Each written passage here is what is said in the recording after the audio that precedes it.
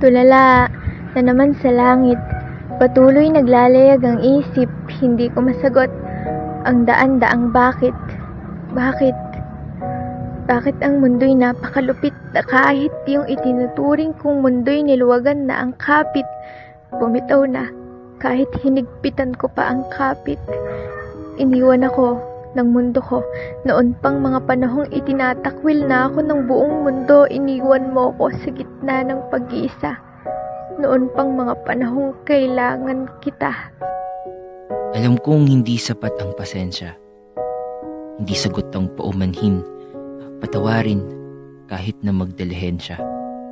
Kasalanan ko rin naman kaya ako nang iwan, kaya ano pa bang dapat kong patunayan? Kung ang lahat talaga ng pinaramdam ko sa iyo ay walang katotohanan. Kung ganon, tulad ka rin pala nila.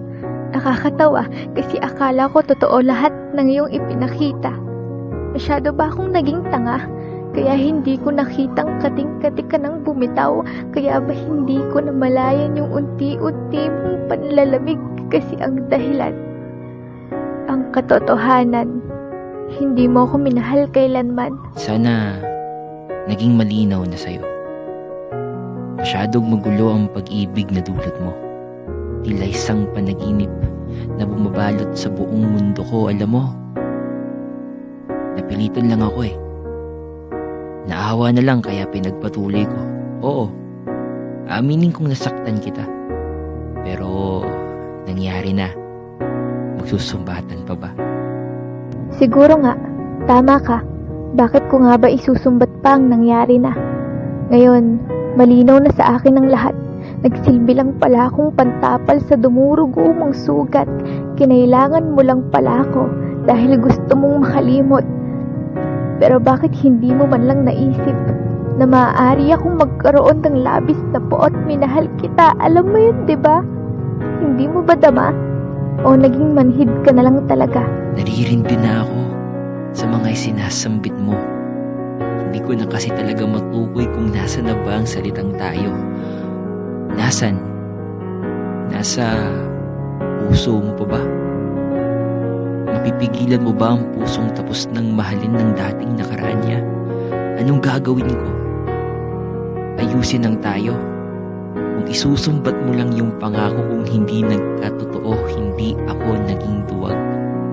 Hindi ako naging duwag sa pagmamahalan nating dalawa, pero iba ka na kasi simula noong sabay natin itong pasukin dalawa. Kaya mo ba ako iniwan sa gitna ng laban? Sa totoo lang, labis akong nanghinayang sa ginawa mong paglisan. Hindi ka man lang nagpaalam. Pero oo na, sige na, huwag na nating balikan ang nakaraan. Hindi na kasi natin may ibabalik ang mga nawala.